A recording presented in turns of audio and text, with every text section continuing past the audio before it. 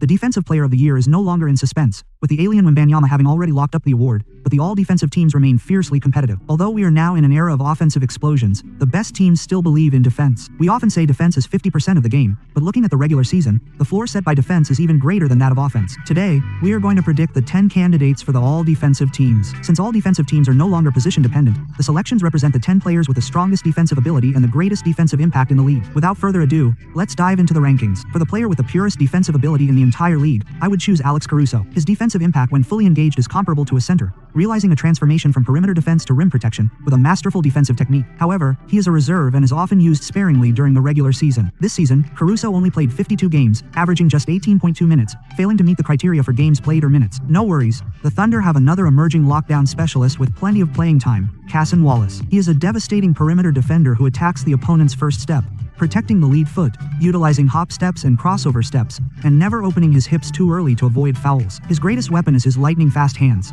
He is the league leader in steals, and his thefts come from physical contact and anticipation rather than gambling on defense. He is highly skilled at striking during an opponent's crossover, and chase down steals or stripping the ball from behind are no challenge for him. His lateral movement isn't the absolute top tier, but he excels in strength and closing out on shooters. Wallace can also switch onto bigger players, showcasing the same elite defensive technique. Cason has played a full 77 games and is an indispensable part of the Thunder's first-place record. The biggest surprise for the Spurs this season might not even be Wembanyama. Stephon Castle has become the league's best secondary guard and the successor to Drew Holiday in just 1 year. Castle has been a phenomenal lockdown defender this season and has become a nightmare for top scorers. Castle and Wembanyama form the league's most terrifying defensive duo.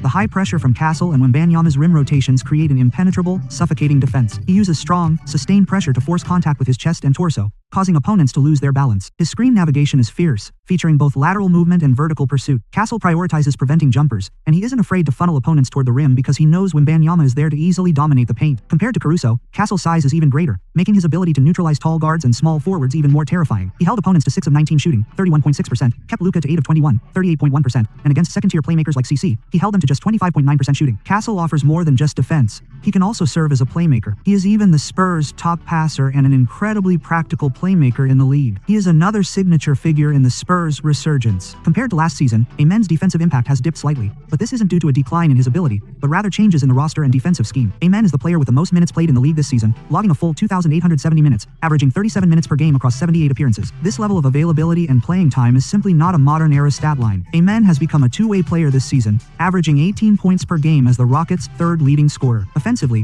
while Amen's three-point shot is unreliable and often left open, his fast break scoring and cutting are elite, and he has plenty of possessions where he can overpower opponents with his physique. Defensively, Amen's workload hasn't diminished at all. With Dillon Brooks gone this season, the primary perimeter defensive duties fall almost entirely on Amen. Last season Amen was still a weak side defender, but this season he must be on the front line, matched up against various primary scoring threats. This season, opponents shot just 40.1% when defended by him, the lowest in the league. He remains that elite stopper. Amen will be a very useful winning type player, a modern-day Gerald Wallace, but it's hard to expect him to become an offensive juggernaut or a superstar scorer. Barnes is the league's strongest power forward defender this season and one of the most powerful overall defenders. His defensive style is incredibly versatile and all-encompassing. The Raptors focus on hybrid defense, utilizing a lot of full-court pressure while relying heavily on switching and set plays, with high efficiency in shrinking the floor and rotating. Barnes can play any role within that system. He stands 6 feet 8 inches, but with a wingspan of 7 feet 3 inches, he is typically deployed as a power forward or center. Playing center, he can switch on every screen and roll. At power forward, he can face up against elite wings like Giannis or Durant, while also being ready to drop back to protect the rim or close out on three-pointers. Barnes can play big or small, inside or out. His versatility in one-on-one defense and team rotations is unmatched.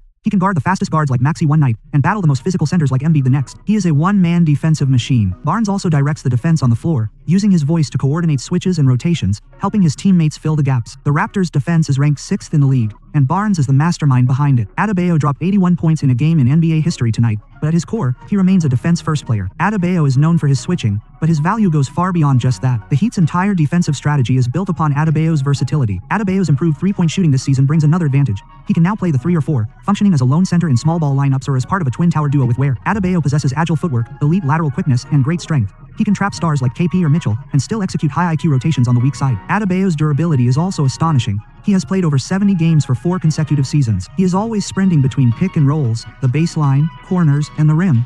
He is the modern archetype of a small ball center. Gobert will naturally be scrutinized. Gobert has many issues. He gets benched in crunch time. He often looks awkward, He blindly challenges shots only to end up on posters, and he has never been good at perimeter defense. Gobert will always be hated, but his team has reached the playoffs for 2 consecutive years. Before he arrived, this team hadn't reached the second round in 20 years. He remains as dominant as ever this season. When he is on the floor, the team's defense is elite, and when he sits, it drops to the league's worst. Gobert is also an incredibly durable player, having played over 70 games for 4 straight seasons. Gobert is not just an elite rim protector. He also disrupts a vast number of shots in the mid-range area. Gobert's switching ability is also underrated. He is not just a pure drop coverage center. Most players cannot easily challenge him when he switches onto them. The reason he often ends up on posters is essentially his overconfidence and his refusal to wait for help. Gobert may no longer be the best defender, as younger centers have surpassed him, but he will always have a place on the list of history's greatest defenders. Derek White is a magical guard. He is the league's shortest rim protector. As a guard, White never defends the primary ball handler. Mazzulla stations him away from pick and rolls, letting him roam freely like Giannis in his prime. At 6 feet 4 inches, White does the work of a power forward, averaging 1.3 blocks per game, tying the record for the highest block rate for his height in NBA history. White always seems to appear out of nowhere to swat shots away. He lacks Dwayne Wade's explosive athleticism, but he just suddenly emerges from behind, beside, or below his opponents. His transition chase downs are fearsome, and his baseline help defense is like a spider. In White's own words, he just does 2 things. First, stand in the right spot. Second, avoid fouling. White possesses a change of pace ability on defense reminiscent of Luka, and his positioning is unpredictable. Mazzulla's defensive scheme maximizes this specific skill. If he were under some stubborn coach who insisted on having White guard opposing point guards, he could never become this current version of himself. White deserves an all-defensive first-team spot. He showed the world that guards can also be rim protectors. People should do what they excel at, not what others think they should do. The Pistons rank second in the league in defense this season, just behind the Thunder. This achievement belongs to everyone's effort, but Oscar is the most representative. Oscar is the league's steal leader, and his deflections are also first in the league, with 4.1 deflections per game, ranking second only to Wembanyama. He is just like Amen. He is a versatile perimeter defender who can normally guard any ball handler. He is accustomed to staying single-handedly in high positions against pick and rolls, forcing opponents to force their way through. It is extremely difficult for opponents to force a switch through screens against Oscar. They often spend over 10 seconds without successfully targeting him. Oscar is not only a master of point-of-attack defense but also a top-tier help defender. Despite primarily defending the perimeter, his block rate reaches an unimaginable 3.6%. Oscar is elite at defending both on and off the ball. His biggest improvement this season is foul control. In the playoffs last season, he averaged 4.2 fouls and was schooled by Brunson, but he has significantly improved this year, boosting his playing time. Oscar represents the return of the Pistons' bad boy, grit. He is the ultimate symbol of the Pistons' hero ball logic this season. If it weren't for Wembanyama, Chet would be the defensive benchmark for the next era.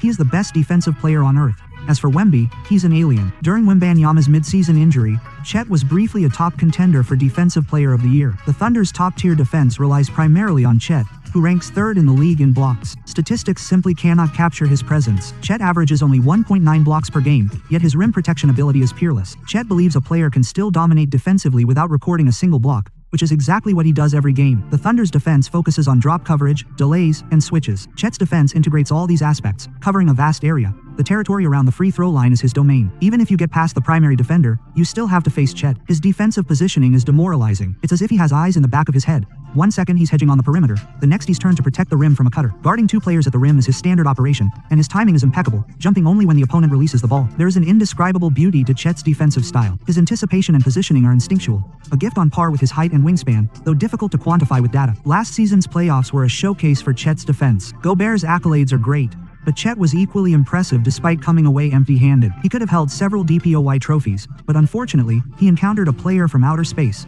Victor Wembanyama. Is it even necessary to describe Wembanyama's defense? He leads the league in almost every defensive metric. When he's on the floor, the Spurs' defensive rating is 10 points better than the league average, the best since play-by-play tracking began, and his 10.1% block rate is league-leading. These stats hardly need mentioning. Using stats to describe Wemby is boring. You simply have to watch him play. Wemby has changed opponents' offensive logic. Against a normal center, Luka can finish with a simple floater, but against Wemby, he has to use a layup.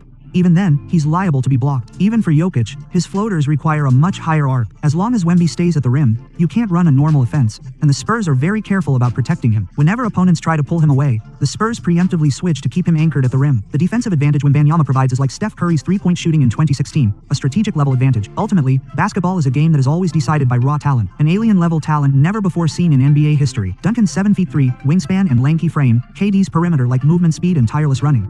These are unrepeatable gifts, but Wembanyama's talent is even more terrifying than theirs. At 7'4", tall with a 8-foot wingspan, he is a historical one-of-a-kind who also possesses elite mobility. He is an alien, a basketball myth that shouldn't exist on Earth. He is destined to become the greatest defender in history. Watching these top-tier defenders, you have to admit that defense is also an art form and can be just as entertaining to watch. I hope that with the rise of Wembanyama, the league will once again prioritize defense and take us back to the era of physical, hard-nosed basketball.